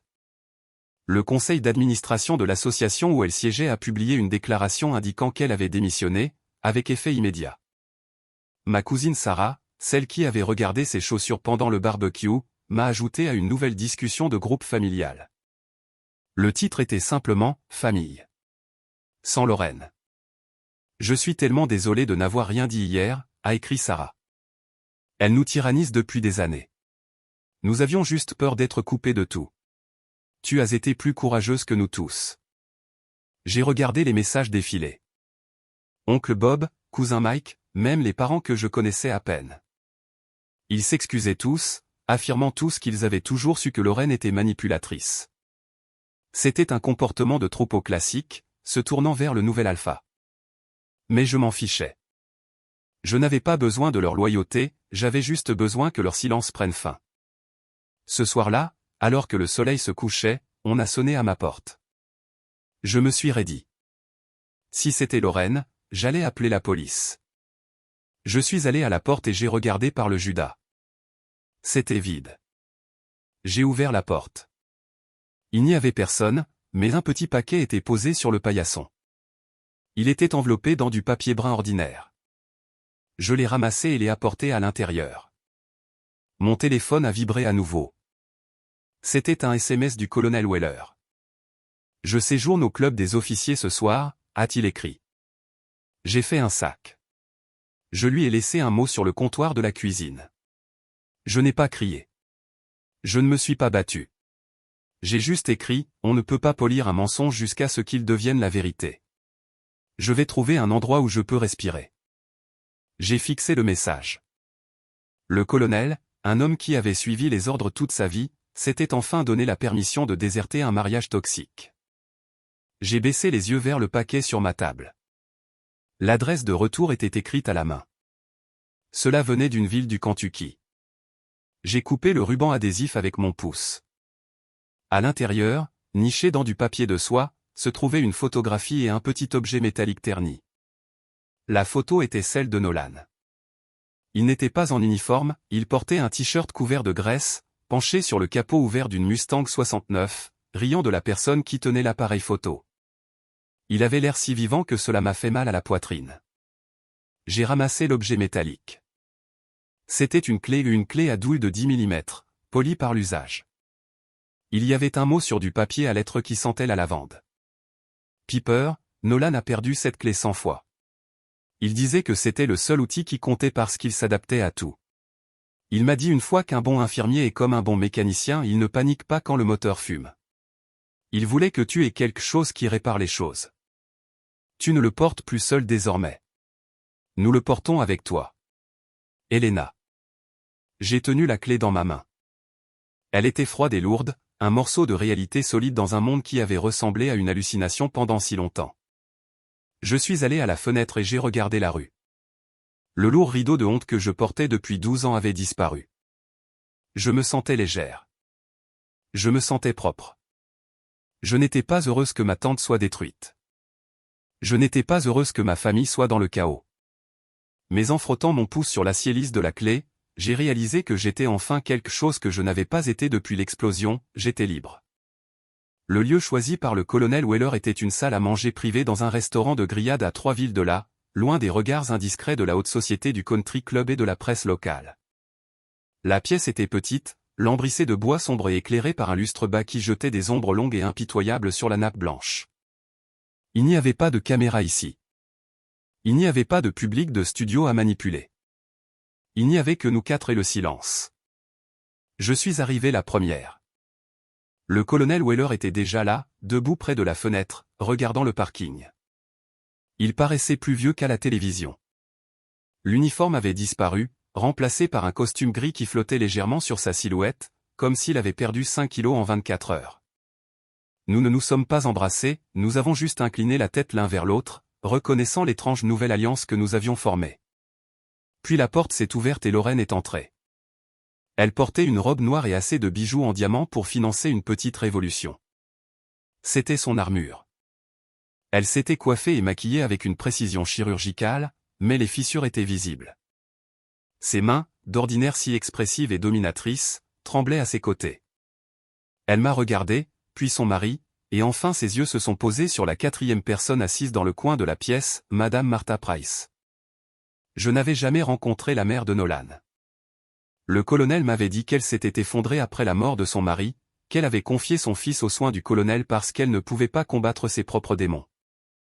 Mais la femme assise dans le fauteuil en cuir à haut dossier n'avait pas l'air faible. On aurait dit qu'elle avait été taillée dans du chêne vieilli. Elle portait un simple chemisier à fleurs qui semblait acheté en magasin et pratique. Elle n'avait pas de bijoux. Ses mains étaient calleuses. Lorraine a hésité. Elle ne savait pas qui était cette femme. « Assieds-toi, Lorraine » a dit le colonel. Sa voix n'était pas forte, mais elle avait la finalité d'un marteau frappant le bois. Lorraine s'est assise. Elle a posé sa pochette sur la table, créant une petite barricade entre nous. « Qui est-ce » a-t-elle demandé, la voix serrée. « Est-ce une avocate ?» Parce que si tu as l'intention de divorcer, Grant, sache que j'ai déjà parlé à. C'est la mère de Nolan, a interrompu le colonel. Lorraine s'est figée. Sa bouche s'est refermée d'un coup.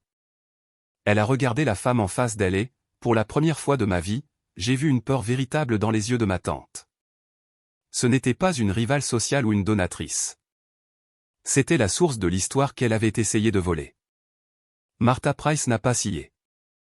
Elle a regardé Lorraine avec un regard plat et lourd. « J'ai fait venir Madame Price par avion cet après-midi » a dit le colonel.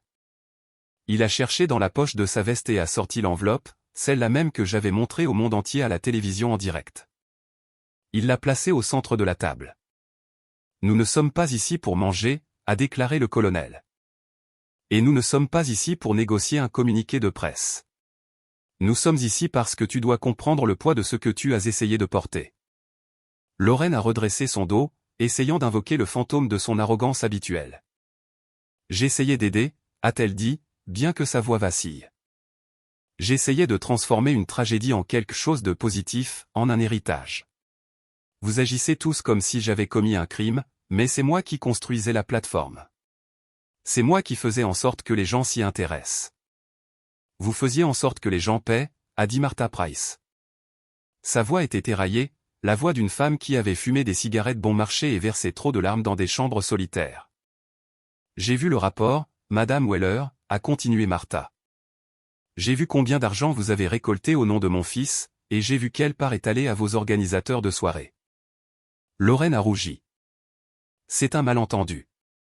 Les frais administratifs sont la norme dans le secteur à but non lucratif. » Martha s'est penchée en avant. Le bois de la table a semblé gémir sous la pression de ses coudes.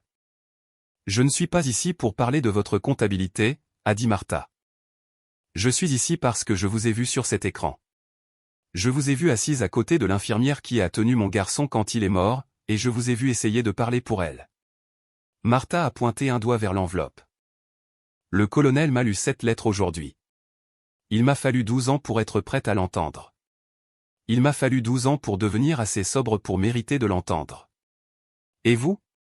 Vous l'avez traité comme un accessoire pour votre émission matinale. » Lorraine a détourné le regard, incapable de soutenir le regard de la femme plus âgée. « Je ne savais pas pour la lettre.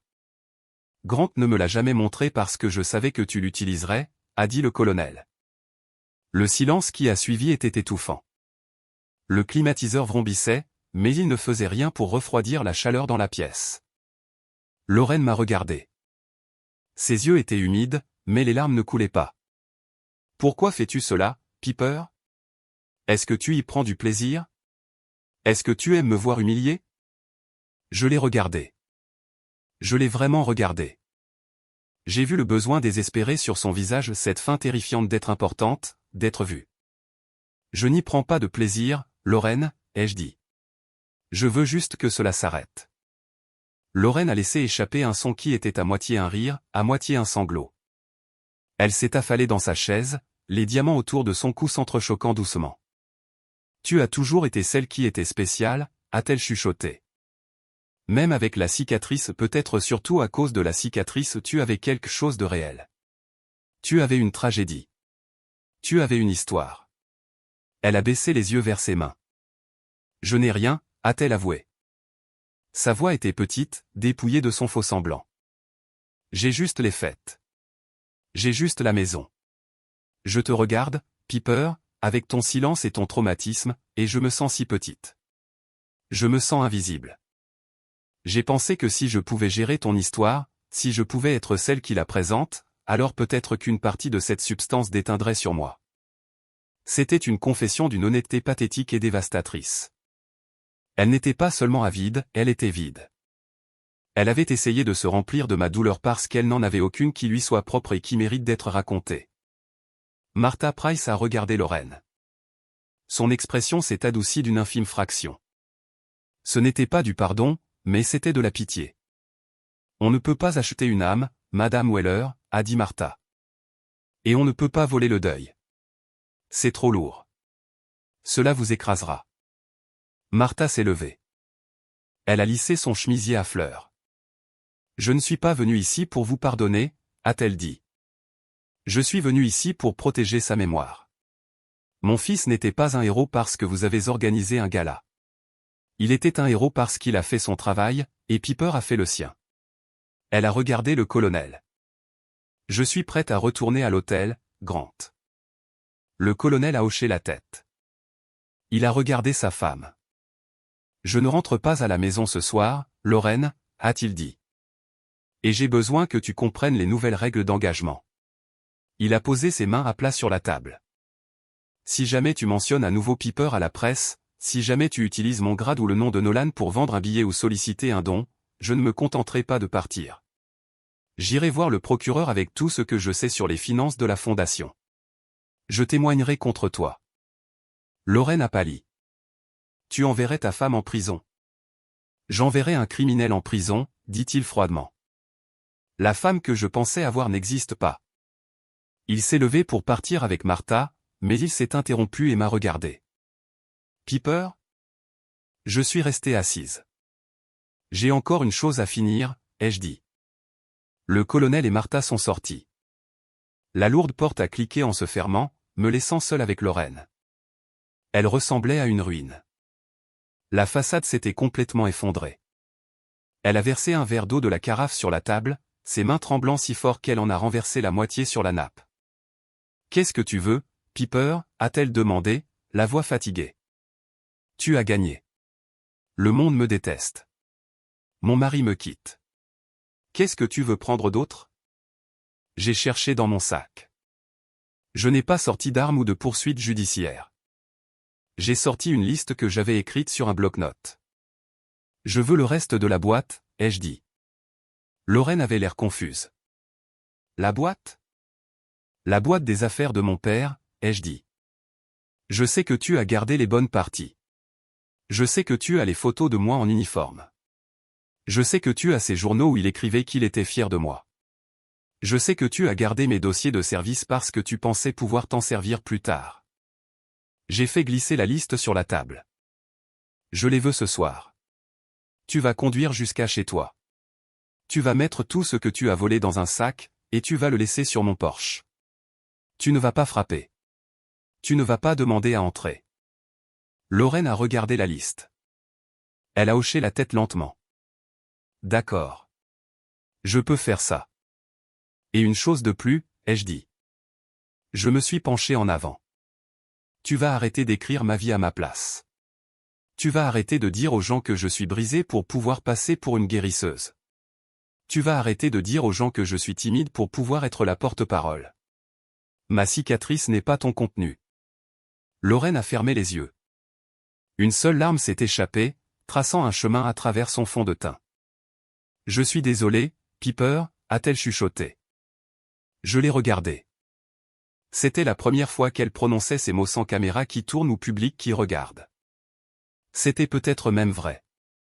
Mais le truc avec les excuses, c'est qu'elles ne guérissent pas les brûlures, elles ne font que reconnaître le feu. Je me suis levé. J'attendrai le paquet d'ici minuit, ai-je dit. Je suis sorti du restaurant. L'air nocturne était frais. J'ai marché jusqu'à ma voiture, je me suis installé et je suis resté assise là un moment. Mes mains agrippaient le volant, mais mes phalanges n'étaient pas blanches. Elles étaient détendues. J'étais entré dans cette pièce comme une victime de sa manipulation. J'en sortais comme la propriétaire de ma propre histoire. Le bourdonnement distinct d'une foule de 500 personnes est un son qui, d'habitude, me donne la chair de poule. Cela ressemble à de l'électricité statique. Je me tenais en coulisses au City Civic Center, regardant les grains de poussière danser dans l'éclat cru des projecteurs de la scène. La bannière au-dessus du pupitre disait « Honorer nos héros, une nuit de résilience ». C'était le genre d'événement que j'avais passé une décennie à éviter. Une organisatrice d'événements frénétiques, avec un casque clipsé à sa ceinture et un porte-documents, s'est précipitée vers moi. Elle avait l'air stressée. « D'accord, Piper, vous passez dans 2 minutes, a-t-elle dit en tapotant sa montre. Souvenez-vous de ce dont nous avons discuté pendant la vérification. Restez émouvante mais inspirante. Concentrez-vous sur l'aspect guérison. Si vous pouvez verser une petite larme quand vous mentionnez le soutien familial, les caméras adorent ça. Nous voulons un moment qui fait du bien. Je l'ai regardé. Je ne suis pas une actrice, ai-je dit. Je suis une infirmière militaire. Elle a scié, manifestement peu habituée aux gens qui ne voulaient pas être célèbres. Faites de votre mieux, ma puce. Elle s'est éloignée précipitamment.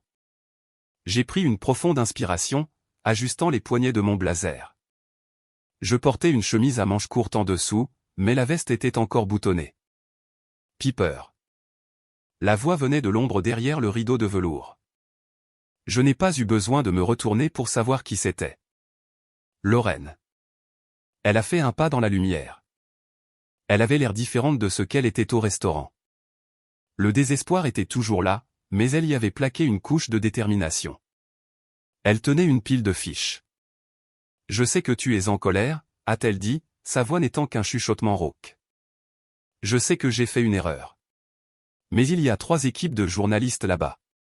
Piper, c'est la plus grande plateforme que tu auras jamais. Ne la gâche pas par colère. » Elle m'a tendu les fiches. « J'ai écrit ceci pour toi, dit-elle. C'est bien. Cela raconte comment la famille a lutté pour comprendre ton silence, mais comment l'amour nous a réunis. Cela te présente comme une survivante et moi aussi. Cela rend simplement tout cela moins laid. S'il te plaît, lis-le pour l'amour de ton père. Il aimait le nom de la famille. Piper, ne le traîne pas à nouveau dans la boue. » J'ai regardé les fiches. J'ai regardé ses mains manucurées, qui tremblaient légèrement. Elle essayait toujours de diriger le film de ma vie, alors même que le générique de fin défilait. J'ai mis la main dans ma poche, mais je n'ai pas pris ses fiches. J'ai sorti un morceau de papier plié que j'avais trouvé il y a 2 nuits, caché dans la doublure du vieux journal en cuir de mon père, le journal qu'elle avait rendu sur mon porche dans un sac poubelle à minuit. « Je n'ai pas besoin de ton discours, Lorraine, ai-je dit, parce que j'ai trouvé celui que papa a écrit. » Lorraine s'est figée. Ses yeux se sont dardés vers le papier dans ma main. « Qu'est-ce que c'est ?» Je l'ai déplié. Le papier était craquant. « Il a écrit ceci un mois avant de mourir, ai-je dit. Il l'a caché dans la doublure parce qu'il savait que tu fouillais dans son bureau. Il savait que tu filtrais son courrier. » J'ai commencé à lire, gardant ma voix basse pour qu'elle seule puisse entendre. « Ma très chère Piper, j'écris ceci parce que je suis un lâche. Je vois la façon dont Lorraine te coupe la parole. Je vois la façon dont elle ramène ton service à son anxiété et tes cicatrices à son embarras. J'aurais dû l'arrêter il y a des années. Je suis désolé de l'avoir laissé nous manipuler. Je suis désolé de l'avoir laissé te convaincre que ta vérité était trop lourde pour cette famille. Tu es la seule chose honnête dans cette maison. » J'ai levé les yeux. Le visage de Lorraine était devenu gris. Elle a fait un pas en arrière, heurtant le lourd rideau de velours. « Il n'a jamais dit ça », a-t-elle chuchoté. « Il m'aimait. Nous étions une équipe. Il te tolérait, ai-je dit. Et il m'a protégé de la seule façon qu'il pouvait, en laissant la vérité là où il savait que moi seul la trouverais. » J'ai plié le papier. « Tu voulais protéger le nom de la famille. ai-je demandé. Tu viens de perdre le droit de le prononcer. Le régisseur m'a fait signe. C'est à vous, mademoiselle Davis. Je suis passé devant Lorraine. Elle est restée là, paralysée, les fiches glissant de ses doigts et s'éparpillant sur le sol poussiéreux comme des feuilles mortes. Elle ne m'a pas suivi. Elle ne le pouvait pas. Le scénario qu'elle avait écrit pendant 40 ans venait d'être brûlé. Je suis entré sur scène. Les lumières étaient aveuglantes. Les applaudissements étaient polis, le genre d'applaudissements que les gens donnent quand ils s'attendent à une tragédie. Je me suis tenu au pupitre. Je les voyais tous, le maire, les donateurs, la presse avec leurs caméras pointées comme des fusils. Et au premier rang, j'ai vu Martha Price et Helena. Elle n'applaudissait pas, elle hochait la tête. J'ai regardé vers ma gauche. Le colonel Wheeler est sorti des coulisses. Il ne portait pas son uniforme, il portait un simple costume sombre. Il n'a pas salué de la main, il n'a pas fait le salut militaire. Il s'est approché du pupitre et s'est tenu à un demi-mètre derrière moi, les mains jointes derrière le dos. Il n'était pas là pour voler la gloire, il était là pour garder le flanc. Je me suis penché vers le micro. On m'a demandé de venir ici aujourd'hui pour vous faire un discours sur la guérison, ai-je dit. Ma voix résonnait dans la vaste salle. On m'a demandé de vous dire que l'amour triomphe de tout et que les cicatrices ne sont que des bosses sur la route. J'ai fait une pause.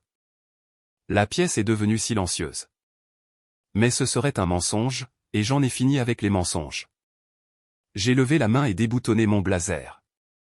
Je l'ai enlevé et je l'ai drapé sur le pupitre. En dessous, je portais un t-shirt noir. Mon bras gauche était nu. La cicatrice était là, sous les lumières crues de la scène, la carte kéloïde tordue de la brûlure, la forme de la portière du camion. Elle était violette et blanche et furieuse. Quelques personnes au premier rang ont eu un mouvement de recul. Le déclencheur d'un appareil photo a cliqué rapidement. Pendant 12 ans, j'ai caché ce bras, ai-je dit. Pas parce que j'avais honte de ce qui s'est passé dans la vallée de l'Argandab. Je l'ai caché parce que ma famille m'a dit que cela mettait les gens mal à l'aise. Ils m'ont dit que c'était laid. Ils m'ont dit de le couvrir pour que je m'intègre dans les barbecues et les garden parties. J'ai regardé directement la caméra avec le voyant rouge. La pire blessure que j'ai portée ne venait pas de l'incendie qui a tué le sergent-chef Nolan Price. La pire blessure était le silence que j'ai été forcé de garder par les gens qui prétendaient m'aimer. Ils ont traité ma survie comme un inconvénient social. Ils ont transformé mon traumatisme en une chute de plaisanterie parce qu'ils ne pouvaient pas supporter la réalité de la guerre. J'ai pris une respiration. L'air dans la pièce semblait électrique. Cette cicatrice n'est pas une tragédie, ai-je dit, ma voix s'élevant, remplissant l'espace caverneux. C'est un reçu. C'est la preuve que lorsque le monde brûlait, j'y ai plongé la main. C'est la preuve que j'ai tenu bon. C'est la seule chose qui me reste d'un homme qui est mort pour que je puisse vivre. J'ai regardé derrière moi vers le colonel. Il a hoché la tête, les yeux brillants. Nous n'avons pas besoin de votre pitié, ai-je dit à la foule. Et nous n'avons certainement pas besoin de vos applaudissements polis. Nous avons besoin que vous compreniez que vous n'avez pas le droit d'éditer nos histoires pour les rendre confortables pour vos tables de dîner. Vous n'avez pas le droit de polir notre deuil jusqu'à ce qu'il brille. J'ai repris mon blazer. Mon nom est Piper Davis. Je suis infirmière de combat, et cette cicatrice est la plus belle chose que je possède. Je me suis éloigné du pupitre. Pendant une seconde, il y a eu un silence total. Puis une personne s'est levée. C'était Martha Price. Elle s'est levée lentement, ses articulations raides, et elle a commencé à applaudir. C'était un rythme lent et lourd. Puis Helena s'est levée. Puis un homme au troisième rang, portant une casquette disant « Vétéran du Vietnam », s'est levé. Il a frappé sa canne sur le sol et a acclamé. Puis toute la salle s'est levée. Ce n'étaient pas les applaudissements polis du début. C'était un rugissement. C'était une vague de sons qui déferlait sur la scène, couvrant le bourdonnement des lumières. C'était désordonné, fort et réel. Je n'ai pas regardé le public. Je n'ai pas cherché Lorraine dans les coulisses. Je savais qu'elle était partie, fuyant la scène de sa propre insignifiance. J'ai regardé le colonel. Il m'a tendu la main. Je l'ai prise. Nous avons quitté la scène ensemble. 3 heures plus tard, j'étais de retour dans mon appartement. L'adrénaline était retombée, laissant derrière elle une fatigue calme et profonde. J'ai préparé une tasse de thé et j'ai marché vers la fenêtre du salon. Les lampadaires bourdonnaient dehors. La ville dormait, ignorant que le monde avait basculé sur son axe pour moi. Mon téléphone était sur la table. Il était plein de messages, interviews, demandes, offres d'éditeurs. Je les ai tous ignorés. J'ai ouvert la fenêtre. L'air de la nuit était frais, sentant la pluie et l'asphalte. J'ai baissé les yeux sur mon bras. Sous la lumière de la lune, la cicatrice paraissait argentée. Elle ressemblait à une rivière sur une carte. J'ai passé mes doigts sur les reliefs. Cela ne faisait plus mal. La chaleur fantôme avait disparu. J'ai relevé ma manche au-dessus de mon coude, exposant toute la longueur de la brûlure à l'air frais. Je l'ai laissée là, posée sur le rebord, visible pour quiconque pourrait lever les yeux. Je ne me cachais pas. Je ne jouais pas la comédie. J'étais juste Piper. Et pour la première fois depuis que j'étais rentré à la maison, cela suffisait. Merci beaucoup d'avoir écouté mon histoire. Cela signifie énormément pour moi de partager ce voyage avec vous. J'aimerais savoir d'où vous nous écoutez aujourd'hui. S'il vous plaît, laissez un commentaire ci-dessous et commençons une conversation.